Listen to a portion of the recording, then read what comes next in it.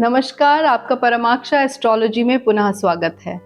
आज के वीडियो में हम बात करेंगे आपको कब अपने जीवन में, अपने प्रोफेशन में सक्सेस मिलेगी, यानी कि प्रोफेशनल सक्सेस का समय डिसाइड करने के लिए हम ज्योतिष को कैसे यूज करते हैं। यहाँ मैं ज्योतिष का एक सूत्र यूज करूंगी, पर उससे पहले मैं आपको इस वीडियो बनाने का रीजन बताती हूँ। आजकल के अनप्रेसिडेंटेड टाइम में मुझे बहुत कॉल्स आ रही हैं कि हमारी जॉब चली गई, अब हमें जॉब कब मिलेगी। अब आपने चाहे ज्योतिष का कितना भी अध्ययन कर लिया हो, लेकिन अगर आप घटना के घटने का समय नहीं बता सकते तो सारी ज्योतिष बेकार हो जाती है।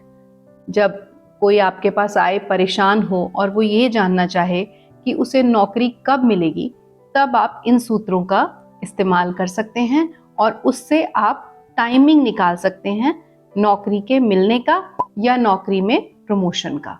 और ऐसा मैंने इसलिए कहा क्योंकि astrology is all about timing the event. घटना कब घटने वाली है, आपको उसके लिए कैसे मेंटली प्रिपेयर्ड रहना है, इसी के लिए हम ज्योतिष को एज अ गाइड यूज करते हैं। चलिए, अगर मैं उस सूत्र की बात करूं तो हम काल पुरुष की कुंडली को देखते हैं, which is the default chart used in astrology. उसमें 10वें घर को हाउस ऑफ प्रोफेशन कहा जाता है और काल पुरुष की कुंडली में 10वें घर का मालिक है शनि, यानी कि कारका फॉर प्रोफेशन इज सैटर्न। तो जनरली 10th फ्रॉम सैटर्न को देखा जाता है, पर हम 10th फ्रॉम लगन भी देख सकते हैं, 10th फ्रॉम मून साइन भी देख सकते हैं, 10th फ्रॉम लग्नेश भी देख सकते हैं, क्योंकि 10th फ्रॉम कारका Saturn may not work in all the कुंडलीज। तो अगर हमें जॉब लगने का टाइम या जॉब में सक्सेस का टाइमिंग निकालना है तो हम 10th फ्रॉम लगन, 10th from moon sign, 10th from लग्नेश एंड 10th फ्रॉम कारका सैटर्न की अगर दशा चल रही हो, उस समय को बहुत ज्यादा पोटेंट मानेंगे। इस सूत्र के हिसाब से there are certain combinations that I am going to discuss here. अगर आपको ज्योतिष का ज्ञान है तो आप इन कॉम्बिनेशंस को अपनी कुंडली में लगाकर देख सकते हैं कि ये कितनी हद तक फलीभूत होते हैं, क्योंकि मैंने इन्हें बहुत सारी कुंडलियों में फलीभूत होते हुए देखा है। अब इसमें से पहला कॉम्बिनेशन गोचर पे बेस्ड है, बल्कि मैं तो कहूंगी पूरा का पूरा टाइमिंग ऑफ इवेंट ही गोचर बेस्ड होता है।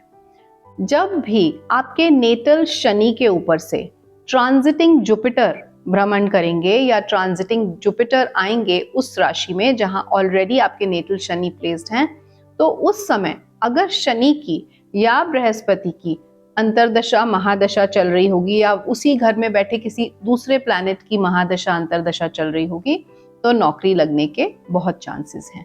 दूसरा, अगर आपके नेटल सूर्य के ऊपर से transiting Jupiter, again Jupiter because Brihaspati एक बहुत बेनिफिक कारक है, बहुत शुभता लाते हैं, वो अगर उसके ऊपर से गोचर कर रहे हैं तो गवर्नमेंट जॉब लगने के बहुत चांसेस हैं, क्योंकि सन रिप्रेजेंट्स गवर्नमेंट ऑल्सो। अभी जैसे राहु का गोचर मेष राशि में है और मेष राशि के स्वामी है मंगल, तो राहु या मंगल इनमें से अगर किसी की भी दशा महादशा चल रही हो या 10th फ्रॉम सैटर्न, अब उस कुंडली में शनि कहीं भी बैठा हो, उसपे से जो 10th हाउस बन रहा है वहां अगर कोई प्लैनेट प्लेस्ड है, उसकी महादशा अंतरदशा चल रही हो, या 10th फ्रॉम लग्नेश, 10th फ्रॉम लगन, वहां कोई प्लैनेट हो, उसकी महादशा अंतरदशा चल रही हो, तो भी जॉब लगने के चांसेस हैं। जब किन्हीं दो प्लैनेट्स में नीच भंग राजयोग बन रहा हो, यानी कि म्यूचुअल एक्सचेंज हो, यानी कि 6, 8, 12 ये दूस्थान हैं, इनके लॉर्ड्स आपस में एक दूसरे के हाउसेस को एक्सचेंज करें और 10th फ्रॉम शनि की दशा चल रही हो और इनमें से भी कोई प्लैनेट की महादशा या अंतरदशा चल रही हो, तो भी जॉब लगने के बहुत ज्यादा चांसेस बन जाते हैं। अब अगर शनि जो कारका ऑफ प्रोफेशन है वो रेट्रोग्रेड है, उसके लिए अलग सूत्र अप्लाई होंगे, उसके बारे में अलग वीडियो बनाऊंगी। वहीं दूसरी तरफ अगर शनि से 10th हाउस में कोई प्लैनेट प्लेस्ड ही नहीं है, तो उस हाउस का जो ओनर है या जो उस हाउस का जो लॉर्ड है, ग्रह लॉर्ड है, उसकी दशा या अंतरदशा चल रही हो, तो भी जॉब लगने के चांसेस होते हैं। अब शनि से 10वें भाव में अगर बृहस्पति प्लेस्ड हो, तो आपकी जॉब बहुत ही बड़े दर्जे की लगेगी, या बहुत ही आपकी पोजीशन काफी ह्यूज, काफी ऊंची हो सकती है, जिस पोजीशन में काफी वजन हो। और जब भी जुपिटर की महादशा, अंतरदशा, प्रत्यंतर दशा कुछ आएगी तो आपकी जॉब एक्टिवेट हो जाएगी, मतलब आपका जॉब वाला हाउस एक्टिवेट हो जाएगा और आपको जॉब लगने के चांसेस बन जाएंगे। वहीं अगर सैटर्न से 10th हाउस में केतु प्लेस्ड हो तो केतु कहीं ना कहीं ब्रेक दिखाते हैं, तो you can have a break in your job अगर उसकी महादशा, अंतरदशा या प्रत्यंतर दशा चल रही होगी।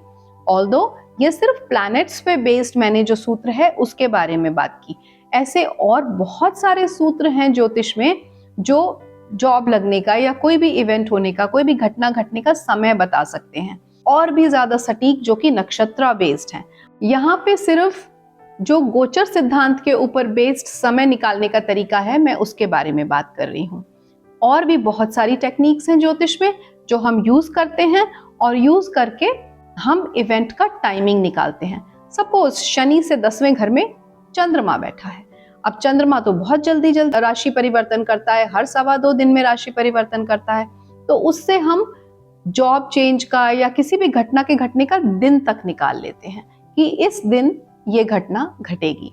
और ऐसा मैंने होते हुए बहुत सारी कुंडलियों में देखा है, इसीलिए मेरी इच्छा हुई कि मैं इसके ऊपर वीडियो बनाऊं, क्योंकि बहुत सारे लोग बहुत परेशान होके कॉल कर रहे हैं, they are losing their jobs and they want to get back a job.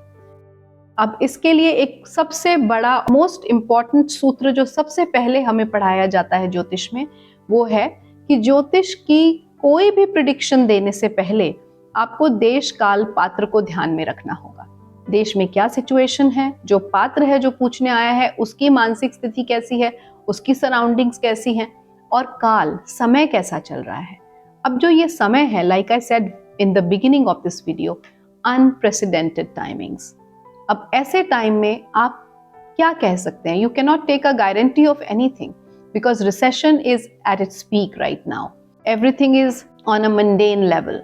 We cannot be very specific about an individual, and we cannot be very sure about an individual, especially if the dashas running are of Rahu and Ketu, because they are, as it is, very very unpredictable planets, या फिर किसी वक्री ग्रह की दशा हो.